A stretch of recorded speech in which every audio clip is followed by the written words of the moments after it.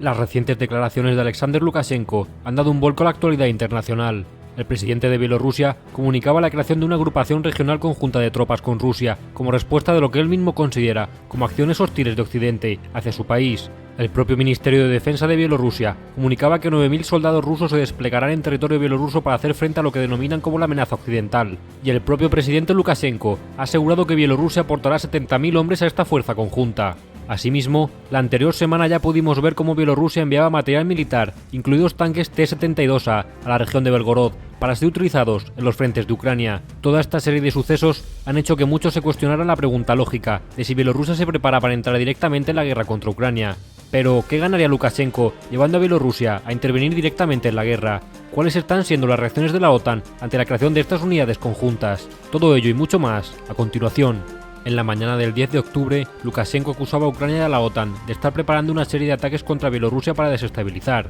En concreto, confrontaba muy directamente contra Polonia y Lituania, asegurando que ambos países se encuentran en estos momentos entrenando a lo que el presidente bielorruso denominó como terroristas, que se estaban adiestrando para atentar en Bielorrusia y debilitar al régimen. Ante estas afirmaciones, lo cierto es que se tiene constancia de que Polonia ha estado entrenando a varios batallones de opositores bielorrusos para que se unan a la lucha en Ucrania, entre ellos el batallón Pohonia y el batallón Kastus Kalinowski, que ahora mismo se encuentran combatiendo contra Rusia del lado ucraniano. El líder de uno de estos batallones afirma que decidió formar el batallón porque, en sus propias palabras, la batalla por Ucrania es el primer paso para dar el segundo, que sería la batalla por Bielorrusia. Todo ello demuestra que el riesgo de que ciertos elementos puedan desestabilizar Bielorrusia a raíz de la guerra en Ucrania es real, ya que cuando estos grupos opositores dejen de operar en territorio ucraniano, ya tienen asumido que la lucha no acaba en Ucrania, sino que se trasladará a su propio territorio bielorruso, y desde luego, la OTAN no va a hacer nada por impedirlo. Ante todo esto, que Lukashenko denomina como acciones hostiles de Occidente, el presidente bielorruso anunciaba la creación de una agrupación regional conjunta de tropas, junto a Rusia, lo que implicaría el despliegue de tropas rusas en territorio bielorruso.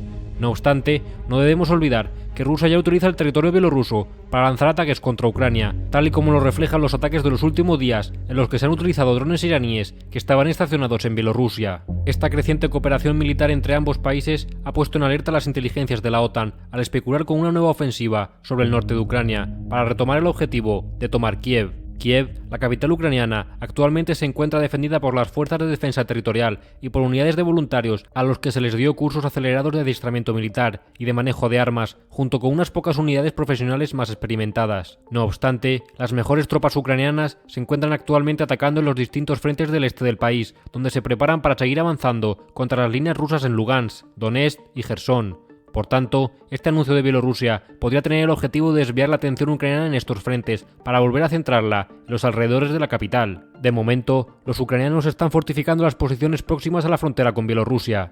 Por su parte, el Ministerio de Defensa bielorruso, a través del coronel Valery Rebenko, viceministro bielorruso para la cooperación militar internacional, informaba de que Rusia enviará 170 tanques, 200 vehículos blindados de combate y hasta 100 piezas de artillería y morteros a la frontera sur de Bielorrusia, junto con 9.000 hombres que ya han comenzado a llegar. De momento, el grueso de la presencia rusa se está concentrando en la ciudad de Gomel, muy próxima al óblast ucraniano de Chernigov. Ante esta creciente tensión, Polonia recomendaba a sus ciudadanos abandonar Bielorrusia cuanto antes, al tiempo que Lukashenko anunciaba la imposición de un régimen de operación antiterrorista en todo el país, para prepararse ante lo que ellos denominan provocaciones de los estados vecinos. Algunas fuentes señalan que el establecimiento de este régimen realmente se realizaría para llevar a cabo una movilización de hombres, y esto podría tener cierto sentido, pues el propio presidente Lukashenko afirmaba que Bielorrusia aportaría 70.000 hombres a esa fuerza conjunta con Rusia. Esto resulta muy novedoso, teniendo en cuenta que, actualmente, el ejército bielorruso consta de 62.000 efectivos, es decir, 8.000 menos que el número anunciado por su presidente. Sin duda, la posibilidad de que Bielorrusia entrara directamente en la guerra supondría una escalada sin precedentes del conflicto, pues el riesgo de que la guerra se extendiera a territorio bielorruso sería más que considerable. Pero, ¿realmente puede permitirse Lukashenko entrar directamente en la guerra? ¿Tendría algo que ganar, o por el contrario, mucho que perder? Ante esta cuestión